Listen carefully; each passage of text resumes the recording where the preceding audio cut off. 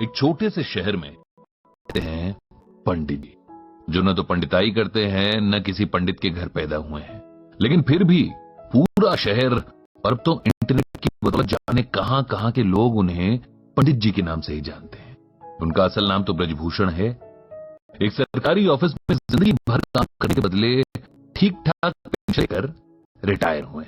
घर में सिंपल सी वाइफ है, 2 बेटे हैं जो बड़े शहरों में अच्छे जॉब्स पर हैं। अब सवाल ये उठता है कि दुनिया, यहां तक कि उनकी पत्नी भी उन्हें पंडित जी क्यों कहती है। इसके पीछे एक कहानी है, कहानी जो कि पंडित जी, मेरे मतलब ब्रजभूषण के जीवन में घटी सच्ची घटना भी है।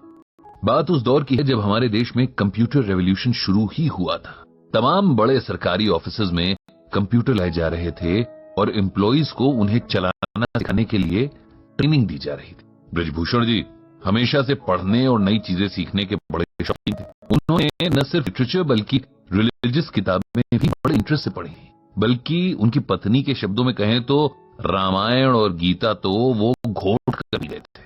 अक्सर घर और ऑफिस की महफिलों में बहुत सुंदर शब्दों में रामचरितमानस की चौपाइयां और गीता के श्लोकों की बड़ी सिंपल और इजी एक्सप्लेनेशन देते थे। अब जब कंप्यूटर सीखने की बारी आई तो उन्होंने इसमें भी बड़े इंटरेस्ट के साथ पार्टिसिपेट किया, जबकि उनके साथ के बाकी लोग जाने क्यों बड़े बेमन से कतराते हुए ट्रेनिंग में हिस्सा ले रहे थे। उन्हें ट्रेनिंग देने वाली टीम कहीं बाहर से आई थी। 4 जवान लड़के जो शायद अभी अभी पढ़ाई भी करके निकले थे, इन्हें सिखा रहे थे। इस टीम में एक लड़का था जो बहुत कूल और काम नेचर का था। बड़े पेशेंस से इन लोगों को सिखाता था और कभी भी बेवकूफी भरे सवालों पर गुस्सा नहीं होता था। इस लड़के का नाम संदीप था। ब्रजभूषण जी को संदीप बहुत पसंद था। इधर कुछ दिनों से ब्रजभूषण जी देख रहे थे कि संदीप कुछ शांत सा रहने लगा था। उसके चेहरे पर हमेशा रहने वाली मुस्कान जैसे डिम सी पड़ गई थी। अक्सर कहीं खोया सा रहता और एक अजीब सी सैडनेस उसकी आंखों में बनी रहती। अब ब्रजभूषण जी एक्सपीरियंस आदमी थे, जानते थे कि अगर इस एज में डिप्रेशन ने पकड़ लिया तो जिंदगी खराब कर देगा। इसीलिए उन्होंने संदीप से बात करने की सोची और एक दिन उसे डिनर पर घर बुलाया। संदीप आया और खाना खाने के बाद पंडित जी उसे साथ लेकर वॉक पर निकल गए। फिर बातों बातों में उसकी परेशानी का कारण पूछा, जिसे पहले तो वो टालता रहा, लेकिन फिर उसने अपनी परेशानी का रीजन बता ही दिया। दरअसल पिछले 5 सालों से संदीप किसी बड़े कंपेटिटिव एग्जाम की तैयारी कर रहा था और लगातार मेहनत के बाद भी तीसरी बार उसे फेलियर ही मिली थी, जिसने उसकी हिम्मत पूरी तरीके से तोड़ दी थी। उसे लगने लगा था कि उसकी जिंदगी के 5 साल बस यूं ही वेस्ट हो गए और अब उसका कोई फ्यूचर नहीं होगा।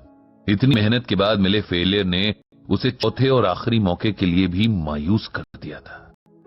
वो अब आगे एग्जाम्स की तैयारी नहीं करना चाह रहा था और कहीं ना कहीं अपनी फेलियर के लिए खुद को ही गिल्टी मान रहा था, यानी दोषी ठहरा रहा था कि शायद उसकी मेहनत में ही कहीं कमी रह गई थी। ये सब सुनकर ब्रजभूषण जी ने तुरंत संदीप को श्रीमद् भागवत गीता का ये श्लोक सुनाया। कर्मण्येवाधिकारस्ते मां फलेषु कदाचन मां कर्म फल हेतुर्भुर्मा ते संगोस्त्व कर्मणि।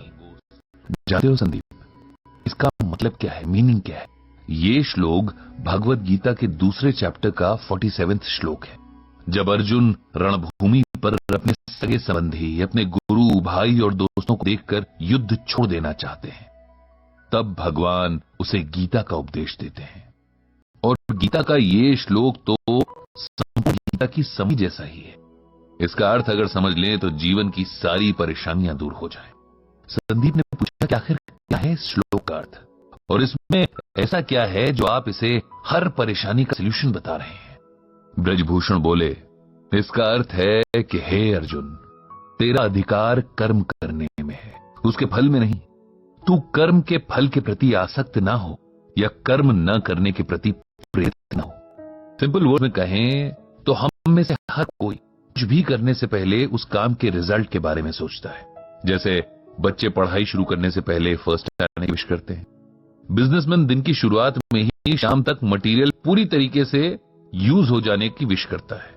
इंजीनियर नक्शा बनाने से पहले ही कोई मास्टरपीस बनने की ख्वाहिश रखता है। हाउसवाइफ सब्जी काटने से पहले ही सोचती है कि आज का खाना खाकर तो उसका परिवार उसकी तारीफ करेगा।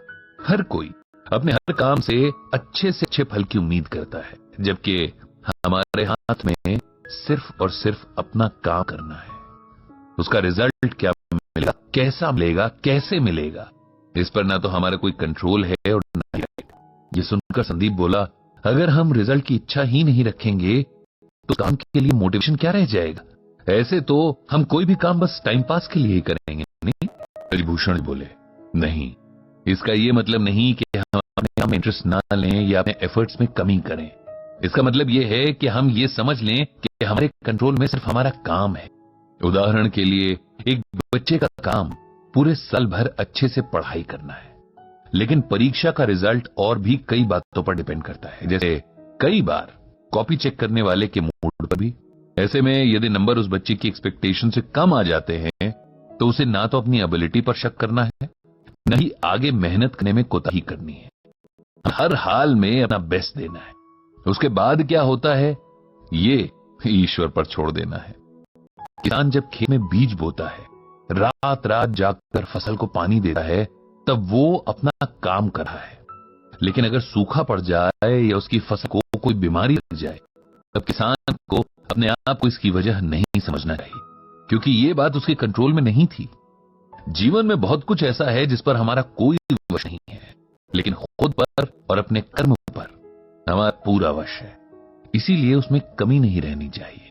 जब हम इस बात को समझ लेंगे तो जीवन की छोटी बड़ी बातों में हौसला नहीं हारेंगे, खुद पर विश्वास रखेंगे और हमेशा अपना सर्वश्रेष्ठ देने के लिए तैयार रहेंगे।